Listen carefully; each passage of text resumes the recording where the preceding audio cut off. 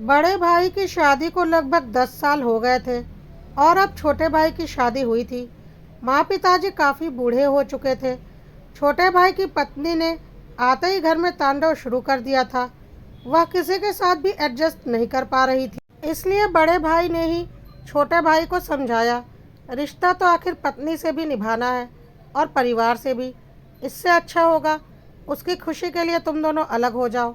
वह भी खुश रहेगी और तुम भी चैन से 2 रोटी खा पाओगे, वरना रोज रोज की चिक चिक में तुम पिस जाओगे। छोटा भाई परिवार से अलग नहीं होना चाहता था, लेकिन बड़े भाई और माँ बाप के समझाने पर वह अपनी पत्नी के साथ अलग घर में शिफ्ट हो गया। अब उसकी पत्नी पूरी तरह से खुश थी, क्योंकि अब उसे ससुराल का किसी प्रकार का कोई बंधन नहीं था। वह खुद को आज़ाद समझ रही थी और ऐसे ही ज़िंदगी भर रहना चाहती थी। ऐसे ही करीब 2 साल का वक्त गुजर गया। छोटी बहू एक बार भी अपने ससुराल नहीं गई, अपने सास ससुर या जेठ जेठानी से मिलने, क्योंकि वह तो उसके अपने थे ही नहीं।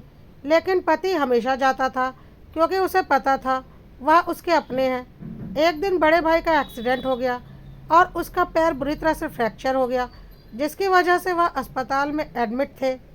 भाभी ने देवर को फ़ोन करके सारा हाल बताया। देवर को स्थिति समझते देर नहीं लगी। घर पर बच्चे और बूढ़े माँ बाप अकेले थे। देवर ने बोला, भाभी मैं तुरंत आता हूँ, आप टेंशन मत लो। देवर ने तुरंत आकर अपनी पत्नी को बोला, जल्दी चलो, भैया का एक्सीडेंट हो गया है। भाभी हॉस्पिटल में अकेले सब मैनेज कर रही हैं।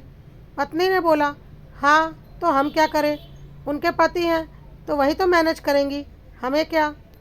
सुनकर आज पति को बहुत गुस्सा आया और उसने एक जोरदार तमाचा अपनी पत्नी को लगाया और बोला, चुपचाप घर चलो, घर पर बच्चे अकेले हैं, मम्मी पापा भी अकेले हैं, पता नहीं सुबह से किसी ने कुछ खाया भी होगा या नहीं। वहाँ भाभी हॉस्पिटल में अकेले परेशान हो रही हैं। तुम जाकर घर संभालो और मैं हॉस्पिटल जाकर वहाँ की स्थिति संभालता हूँ। पत्नी ने बोला, हिम्मत कैसे हुई तुम्हारी मेरे ऊपर हाथ उठाने की। पति ने बोला, क्योंकि यह करने के लिए आज तुमने मुझे मजबूर कर दिया। मुझे जो बोलना था मैंने बोल दिया, करना ना करना तुम्हारी मर्जी है। और अगर आज तुमने अपनी कोई चालाकी या नखरे दिखाए तो कल जो होगा उसकी जिम्मेदार तुम खुद होगी। तुम्हारी खुशी के लिए अपने परिवार से दूर हुआ था, इसका यह मतलब नहीं कि मेरा परिवार से नाता टूट गया। आज भी वह मेरा परिवार है और उसके सुख दुख में मैं हर वक्त खड़ा रहूँगा। पत्नी ने बोला, तो फिर मैं कौन हूँ। पति ने बोला, तुम परिवार की हिस्सा हो जिसे तुम अपना नहीं पा रही हो और उसे अपना परिवार मान ही नहीं पा रही हो। जिस दिन तुम उसे अपना परिवार मान लोगी, तुम्हारा यह प्रश्न ही नहीं रहेगा। खैर, अभी मेरे पास बहस करने का बिल्कुल भी वक्त नहीं है। अगर आज, अभी और इसी वक्त तुम मेरे साथ नहीं चली तो आगे से अपने मायके के हर सुख हर दुख में अकेले जाने के लिए तैयार रहना। मुझसे कभी कोई उम्मीद मत रखना और मेरा यह फैसला कभी किसी कीमत पर नहीं बदलेगा।